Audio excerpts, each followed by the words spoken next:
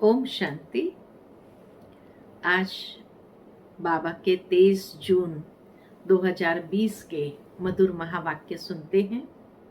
आज की मुरली में बाबा ने बागबान बन करके अपने फूलों को देख रहे हैं और बच्चों को भी यही एक नशा चढ़ाया कि अपने आप को देखो, मैं कौन सा फूल हूं, कोई कांटा तो नहीं है, कितनी खुशबू फैलाता हूं।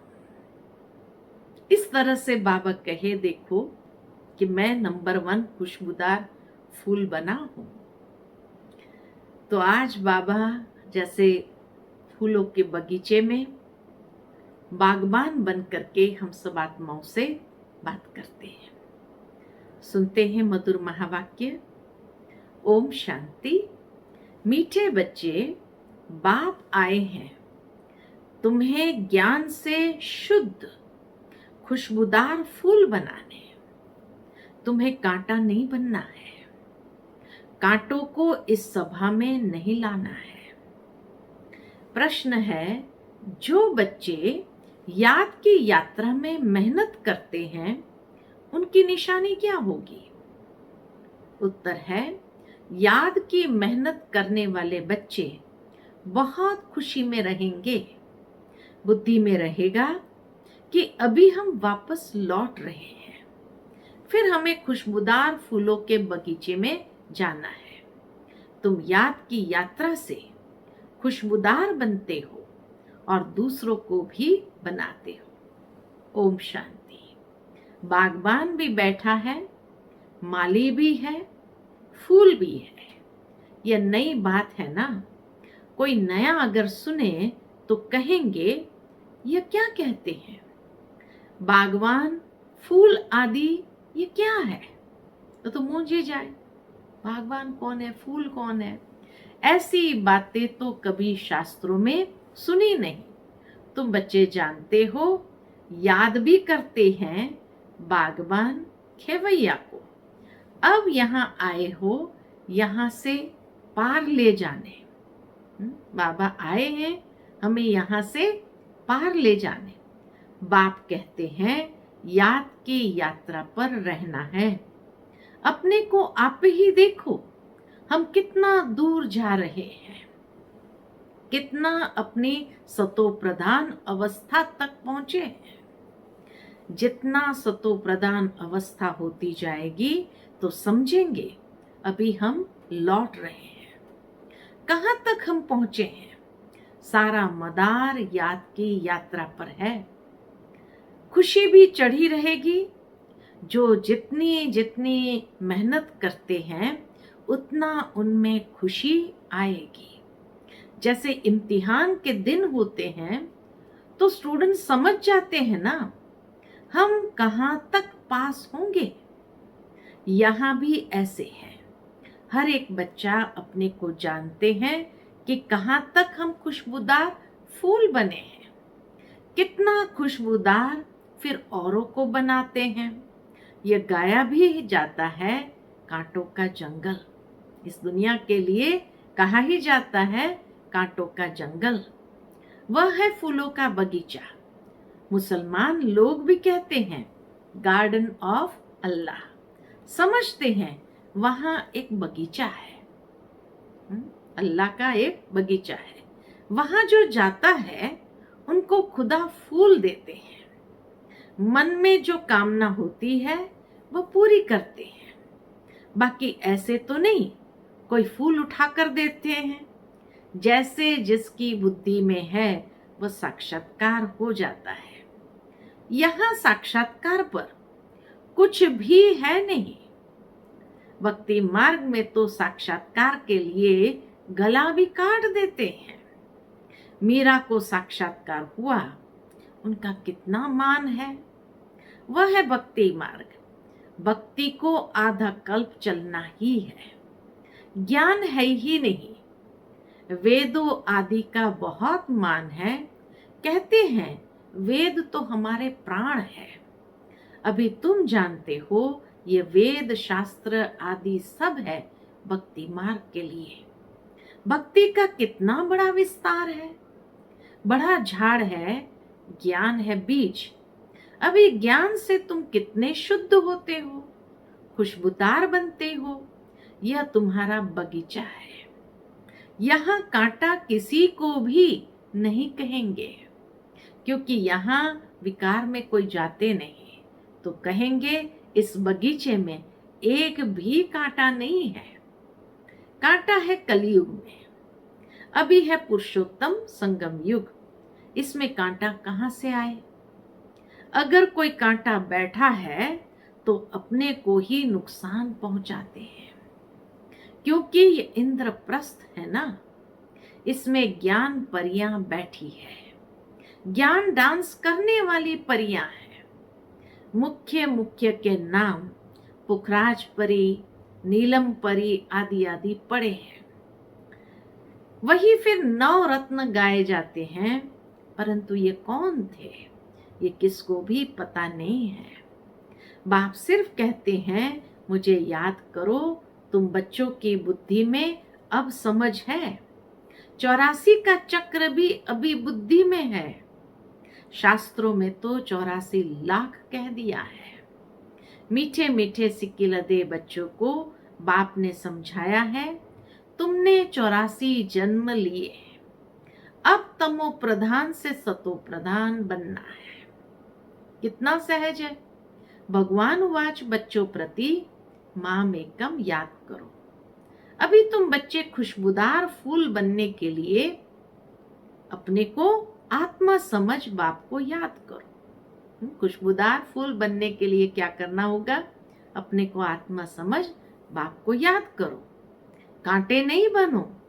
यहाँ सब मीठे मीठे फूल है, कांटा नहीं है। बाबा की कितनी ऊंची दृष्टि रहती है हर बच्चे के प्रति कि सब मीठे मीठे फूल है, कोई भी कांटा नहीं। हाँ, माया के तूफान तो आएंगे। माया ऐसी कड़ी है जो झट फंसा देंगी, फिर पछताएंगे हमने यह क्या किया, हमारी तो की कमाई सारी चट हो गई। यह है बगीचा। बगीचे में अच्छे अच्छे फूल भी होते हैं। इस बगीचे में भी कोई तो फर्स्ट क्लास फूल होते जाते, जैसे मुगल गार्डन में अच्छे अच्छे फूल होते हैं, सब जाते हैं देखने। यहाँ तुम्हारे पास कोई देखने तो आएंगे नहीं। तुम कांटों को क्या मुंह दिखाएंगे? गायन भी है, मूत पलिती कपड़ धोए। बाबा को जब साहब सुखमनी आदि सब याद थी, अखंड पाठ भी करते थे। 8 वर्ष का था तो पटका बांधता था। बाबा अपना अनुभव सुनाते हैं कि 8 वर्ष का था तो माथे पर पटका बांधता था, रहता ही मंदिर में था। मंदिर की चार्ज सारी हमारे ऊपर थी। अभी समझते हैं मूत पलिती कपड़े धोने का अर्थ क्या है। महिमा सारी बाबा की ही है। हा? किसकी है? तो बाबा कहे महिमा सारी शिव बाबा की ही है। अभी तुम बच्चों को बाप बैठ समझाते हैं, बच्चों को कहते हैं अच्छे अच्छे फूल लाओ। जो अच्छे अच्छे फूल लाएंगे वह अच्छा फूल माना जाएगा। सभी कहते हैं हम श्री लक्ष्मी नारायण बनेंगे, तो गोया गुलाब के फूल हो गए। बाप कहते हैं अच्छा तुम बच्चों के मुख में गुलाब, अब पुरुषार्थ कर सदा गुलाब बनो। सदा गुलाब। ढेर के ढेर बच्चे हैं, प्रजा तो बहुत बन रही है, वहां है ही राजा रानी और प्रजा। सतयुग में वजीर होता ही नहीं, क्योंकि राजा में ही पावर रहती है। वजीर आदि से राय लेने की दरकार नहीं रहती, नहीं तो राय देने वाला बड़ा हो जाए। वहां भगवान भगवती को राय की दरकार नहीं। वजीर आदि तब होते हैं जब पतित होते हैं। भारत की ही बात है, और कोई खंड नहीं जहां राजाएं राजाओं को माथा टेकते हो। यहाँ ही दिखाया जाता है ज्ञान मार्ग में पूज्य, अज्ञान मार्ग में पुजारी। वह डबल ताज वह सिंगल ताज। भारत जैसा पवित्र खंड कोई है नहीं। भगवान को भी कितना नाज है कि भारत जैसा पवित्र खंड कोई और है नहीं। पैराडाइज बहिश्त था, तुम उसके लिए ही पढ़ते हो। अभी तुमको फूल बनना है। बागबान आया है, माली भी है, माली नंबरवार होते हैं। बच्चे भी समझते हैं ये बगीचा है, इसमें कांटे नहीं, कांटे दुख देते हैं। बाप तो किसको दुख नहीं देते, वह है ही दुख हरता सुख करता। कितना मीठा बाबा है। तुम बच्चों को बाप पर लव है, बाप भी बच्चों को लव करते हैं, है ना। ये पढ़ाई है। बाप कहते हैं मैं तुमको प्रैक्टिकल में पढ़ाता हूँ। यह भी पढ़ते हैं, ब्रह्मा बाबा भी पढ़ते हैं। पढ़कर फिर पढ़ाओ तो और भी कांटों से फूल बने। भारत महादानी गाया हुआ है, क्योंकि अभी तुम बच्चे महादानी बनते हो। अविनाशी ज्ञान रत्नों का तुम दान करते हो। बाबा ने समझाया है आत्मा ही रूप बसंत है। बाबा भी रूप बसंत है, उनमें सारा ज्ञान है। ज्ञान का सागर है परम पिता परमात्मा, वह अथॉरिटी है ना। ज्ञान का सागर एक बाप है, इसलिए गाया जाता है सारा समुद्र स्याही बनाओ तो भी फूटने वाला नहीं, इतना अथाह ज्ञान है। और फिर 1 सेकंड में जीवन मुक्ति का भी गायन है। तुम्हारे पास कोई शास्त्र आदि नहीं है, वहां कोई पंडित आदि के पास जाएंगे तो समझते हैं ये पंडित बहुत पढ़ा हुआ अथॉरिटी है, इसने सब वेद शास्त्र कंठ किए हैं। फिर संस्कार ले जाते हैं तो छोटेपन से ही फिर वह अध्ययन कर लेते हैं। तुम संस्कार नहीं ले जाते हो, तुम पढ़ाई के रिजल्ट ले जाते हो, है ना। बाबा कहे यहाँ से जब जाएंगे तो तुम पढ़ाई के रिजल्ट वाले संस्कार ले जाएंगे, पढ़ाई के संस्कार नहीं ले जाते हैं। तुम्हारी पढ़ाई पूरी हुई, फिर रिजल्ट निकलेगी और वह पद पालेंगे। ज्ञान थोड़ी ले जाएंगे जो किसको सुनाएंगे। यहाँ तो तुम्हारी पढ़ाई है जिसकी प्रारब्ध नई दुनिया में मिलनी है। तुम बच्चों को बाप ने समझाया है माया भी कोई कम शक्तिवान नहीं है। माया को शक्ति है, कौन सी माया की शक्ति क्या है? तो माया को शक्ति है दुर्गति में ले जाने की, परंतु उनकी महिमा थोड़ी करेंगे, माया की महिमा थोड़ी करेंगे। वह तो दुख देने में शक्तिमान है ना, बाप सुख देने में शक्तिमान है, इसलिए उनका गायन है। यह भी ड्रामा बना हुआ है, तुम सुख उठाते हो तो दुख भी उठाते हो। हार और जीत किसकी है, इनका भी मालूम होना चाहिए ना। बाप भी भारत में आते हैं, जयंती भी भारत में मनाई जाती है। यह किसको भी पता नहीं कि शिव बाबा कब आया, क्या आकर किया था, नाम निशान ही गुम कर दिया है। कृष्ण बच्चे का नाम दे दिया है। वास्तव में बिलवेड बाप की महिमा अलग, कृष्ण की महिमा अलग है। वह निराकार व साकार। कृष्ण की महिमा है सर्वगुण संपन्न, 16 कला संपूर्ण, और शिव बाबा की ये महिमा नहीं करेंगे। जिनमें गुण है तो अवगुण भी होंगे, इसलिए बाप की महिमा ही अलग है। मनुष्य में आज गुण है, कल अवगुण भी हो सकते हैं। तो कृष्ण भी 16 कला संपूर्ण सर्वगुण संपन्न है, तो कभी कोई जन्म में अवगुण वाला भी तो होगा। तो बाप की तो महिमा ही अलग है। बाप को अकाल मूर्त कहते हैं ना, हम भी अकाल मूर्त है। आत्मा को काल खा नहीं सकता है। आत्मा अकाल मूर्त का यह तख्त है। हमारा बाबा भी अकाल मूर्त है, काल शरीर को ही खाते हैं। यहाँ अकाल मूर्त को बुलाते हैं। सतयुग में नहीं बुलाएंगे, क्योंकि वहां तो सुख ही सुख है। इसलिए गाते भी है, दुख में सिमरण सब करे, सुख में करे न कोई। अभी रावण राज्य में कितना दुख है। बाप तो स्वर्ग का मालिक बनाते हैं, फिर वहां आधा कल्प कोई पुकारते ही नहीं। जैसे लौकिक बाप बच्चों को श्रृंगार कर वर्षा दे, खुद वानप्रस्थ अवस्था ले लेते हैं। सब कुछ बच्चों को देकर कहेंगे, अभी हम सत्संग में जाते हैं। वानप्रस्थ हो जाते, सत्संग करने लगते हैं। कुछ खाने के लिए भेजते रहना। ये बाबा तो ऐसे नहीं कहेंगे ना। यह तो कहते हैं, मीठे मीठे बच्चों, हम तुमको विश्व की बादशाही देकर वानप्रस्थ में चले जाएंगे। हम थोड़ी कहेंगे खाने के लिए भेजना। लौकिक बच्चों का तो फर्ज है बाप की संभाल करना, नहीं तो खाएंगे कैसे। यह बाप तो कहते हैं, मैं निष्काम सेवादारी हूं। मनुष्य कोई निष्काम हो न सके, भूख मर जाए, हम थोड़ी भूख मरेंगे। हम तो अभोक्ता है। तुम बच्चों को विश्व की बादशाही देकर जाए विश्राम करते हैं। फिर हमारा पाठ बंद हो जाता है।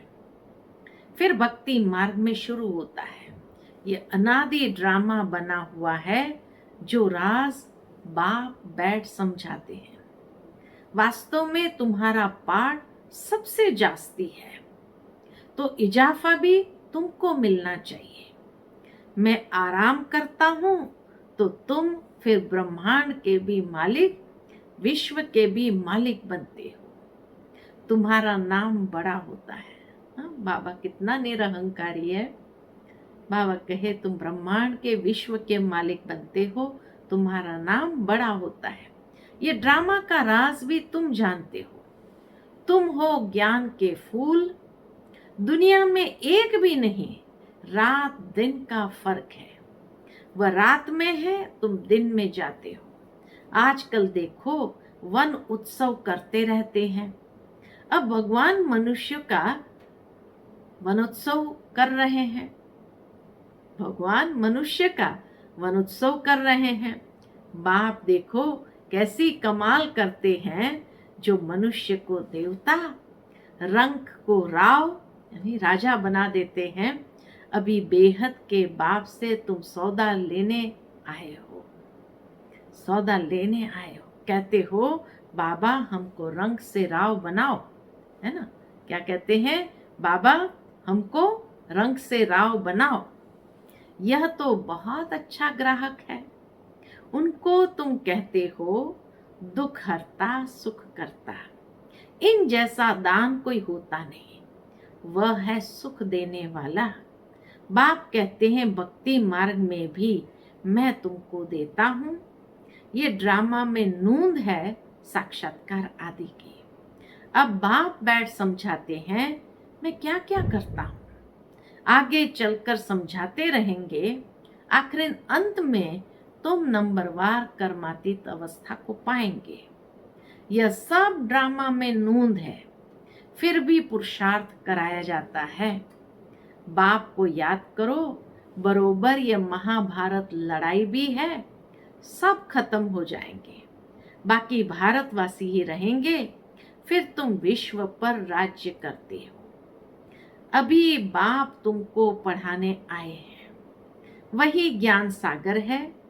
यह भी खेल है, इसमें मूंझने की बात ही नहीं है। माया तूफान में लाएगी। बाप समझाते हैं, इनसे डरो नहीं। बहुत गंदे गंदे संकल्प आएंगे, वह भी तब जब बाबा की गोद लेंगे। जब तक गोद ही नहीं ली है, तो माया इतना नहीं लड़ेगी। गोद लेने के बाद ही तूफान लगते हैं। गोद लेना माना एक बार बाबा के बच्चे बने तो बस फिर माया के तूफान शुरू होते हैं। इसलिए बाप कहते हैं, गोद भी संभाल कर लेनी चाहिए, है ना। बाबा कहते हैं, बच्चे गोद भी संभाल कर लेनी चाहिए। कमजोर है तो फिर प्रजा में आ जाएंगे। राजाई पद पाना तो अच्छा है, नहीं तो दास दासियां बनना पड़ेगा। यह सूर्यवंशी चंद्रवंशी राजधानी स्थापन हो रही है। अच्छा, मीठे मीठे सिकिल दे बच्चों प्रति माता पिता बाप दादा का याद प्यार और गुड मॉर्निंग। रूहानी बाप की रूहानी बच्चों को नमस्ते। हम रूहानी बच्चों की रूहानी माता पिता बाप दादा को याद प्यार गुड मॉर्निंग, नमस्ते नमस्ते। शुक्रिया बाबा, शुक्रिया। धारणा के लिए मुख्य सार, पहली पॉइंट है रूप बसंत, है ना। आज बाबा ने रूप बसंत बनने लिए कहा। रूप बसंत बन, अविनाशी ज्ञान रत्नों का दान कर, महादानी बनना है। जो पढ़ाई पढ़ते हो वो दूसरों को भी पढ़ानी है। दूसरी पॉइंट, किसी भी बात में मूंझना व डरना नहीं है, अपनी संभाल करनी है। अपने आप से पूछना है, मैं किस प्रकार का फूल हूं, मेरे में कोई बदबू तो नहीं है। आज की मुरली का वरदान है, नाउम्मीद की चिता पर बैठी हुई आत्माओं को, नाउम्मीद की चिता पर बैठी हुई आत्माओं को नए जीवन का दान देने वाले कौन? त्रिमूर्ति प्राप्तियों से संपन्न भव। कितनी ऊंची बात बाबा ने आज वरदान में हमें दे दिया। नाउम्मीद की चिताओं पर बैठी हुई आत्माओं को नए जीवन का दान देने वाले त्रिमूर्ति प्राप्तियों से संपन्न भव। संगम युग पर बाप द्वारा सभी बच्चों को एवर हेल्दी, वेल्दी और हैप्पी रहने का त्रिमूर्ति वरदान प्राप्त होता है। जो बच्चे इन तीनों प्राप्तियों से सदा संपन्न रहते हैं, उनका खुश नसीब हर्षित मुख चेहरा देखकर मानव जीवन में जीने का उमंग उत्साह आ जाता है। क्योंकि अभी मनुष्य जिंदा होते भी नाउम्मीद की चिता पर बैठे हुए हैं। अब ऐसी आत्माओं को मर्जीवा बनाओ, नए जीवन का दान दो।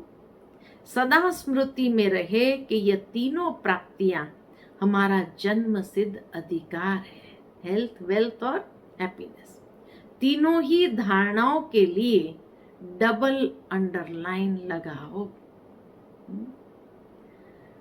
स्लोगन है आज का, न्यारे और अधिकारी होकर कर्म में आना। न्यारे और अधिकारी होकर कर्म में आना, यही बंधन मुक्त स्थिति है। न्यारा भी रहना है इंद्रियों से और अधिकारी भी हो, तभी हम बंधन मुक्त स्थिति का अनुभव करेंगे।